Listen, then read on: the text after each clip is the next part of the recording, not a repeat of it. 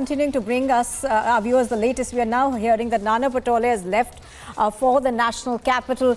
Now, developments have been extremely quick in this story. The numbers definitely don't stand for the MVA right now as far as the letter that was given out by Eknath Shinde is concerned. So there are going to be a lot of developments in this today. Nana Patole, of course, is on his way to meet the Congress High Command. I'm going to come back to Piyush on this one. Piyush, we were talking about the Congress party. Now, Nana Patole already on his way. Kamal Nath left yesterday. So not a lot, of options that the Congress party has right now. If this government were to go, what is it that they can do to prevent that from happening? Because, as it seems now, the numbers are almost not in their favor. Well, Nupur, as you know, that Maharashtra has always been a strong bastion for Congress. So they definitely do not want to lose this, seat by any trick of imagination. No wonder that even no matter how weak they are politically elsewhere, but Maharashtra for long has been a strong political bastion for them. So, they are making last-ditch efforts to make sure that MVA government survives, and, they are trying to resolve differences. I believe the senior leaders, including Kamal Nath, was paratrooped to have a word with Uddhav Thackeray and, asking him to make some concessions so that, the rebel MLAs can be pleased and, they can be asked to come into its own fold. But it seems very unlikely.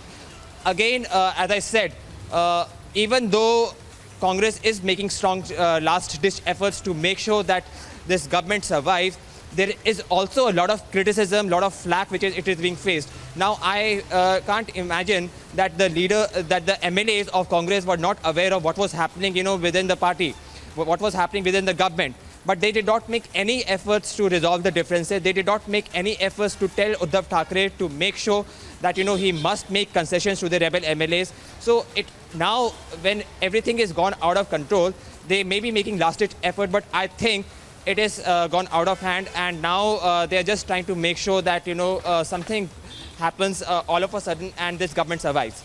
Back to you, Nupur. Absolutely. So a lot of developments taking place. Now, I want to come back to you, Alisha. Alisha, what does it mean for the Shiv Sena now that we are hearing that councillors from Thane are also not responding to the Thakeray's calls? How does this bode for them on the ground?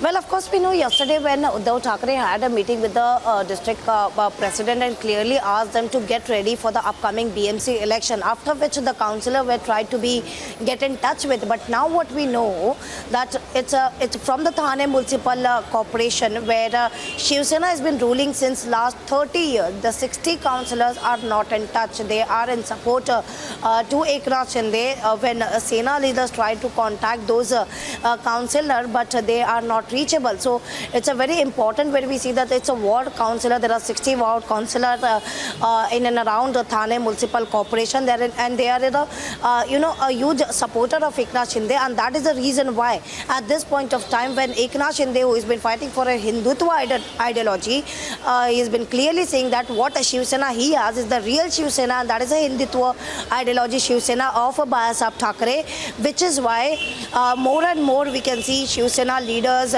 whether it is MLAs or whether it is MP and now the councillor, who are getting in touch and expressing their support to Eknath Shinde. All right. All our reporters on the ground bringing us the latest from Mumbai. Piyush, Alisha, as well as Shivangi. Thank you for the moment for joining us. We'll be back with you in just a bit.